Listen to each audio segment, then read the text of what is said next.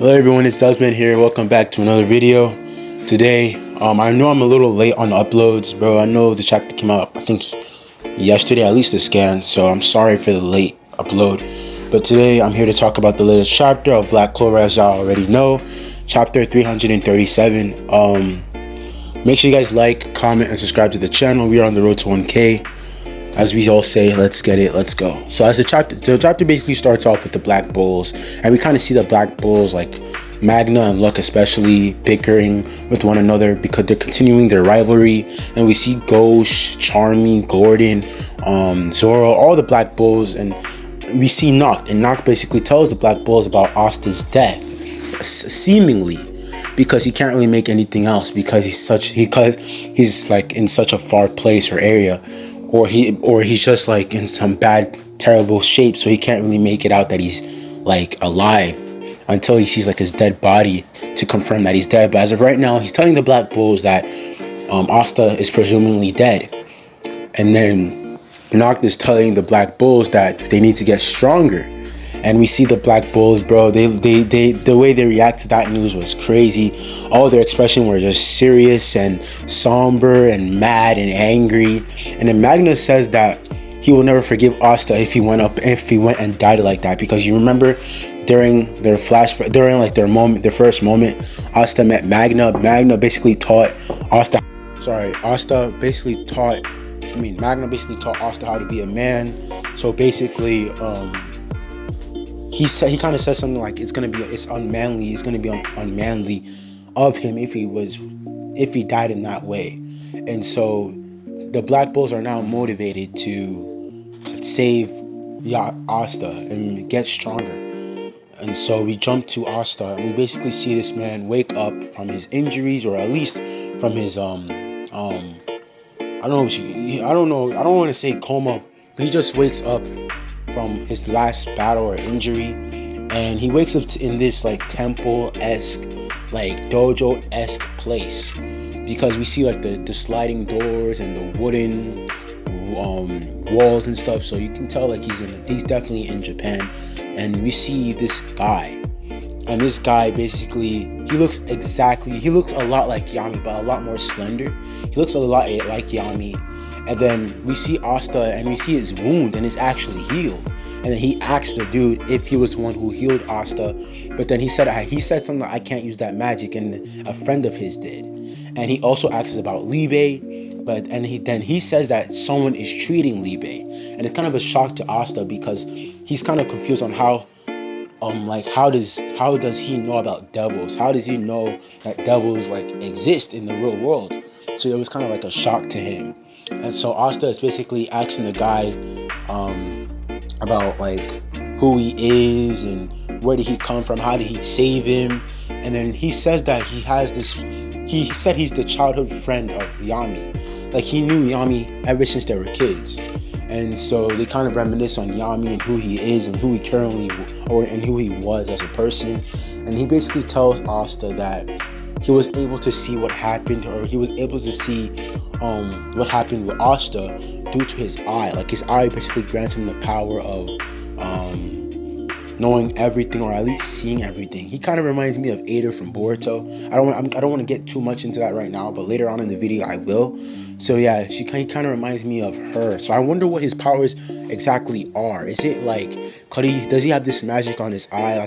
Like that's why he keeps it like eye patch on some Kenpachi type stuff, where he has some massive power that can like allow him to see across the different dimensions. Like, because why would that eye patch be covered? But we'll get into that in another video for another day. So yeah, basically Asta basically tells the dude that he wants to leave right now.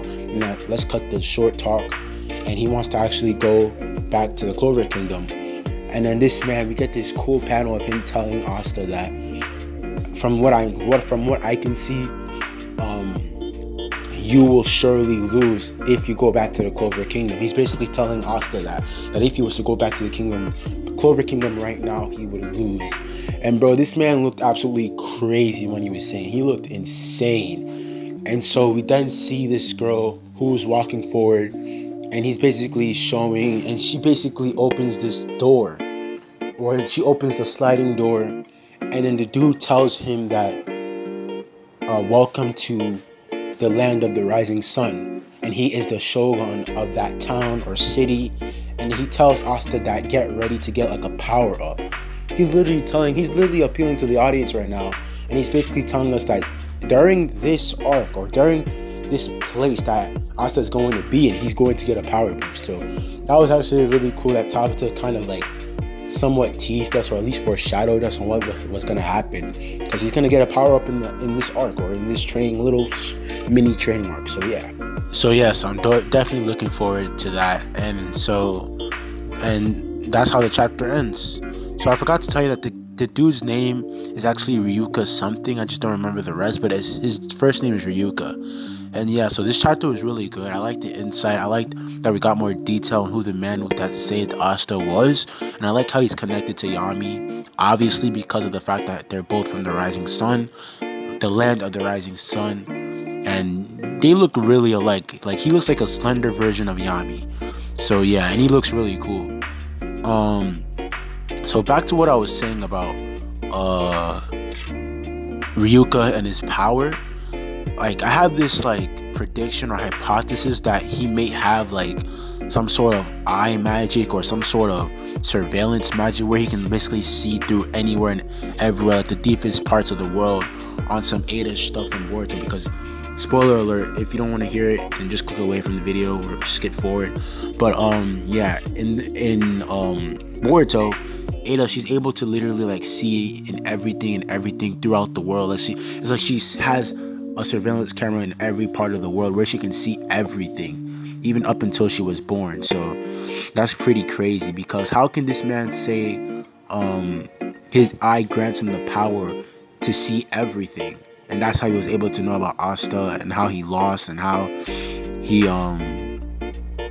left the Clover Kingdom. So it's kind of weird. How can he know all this stuff without having a magic power that relates to that?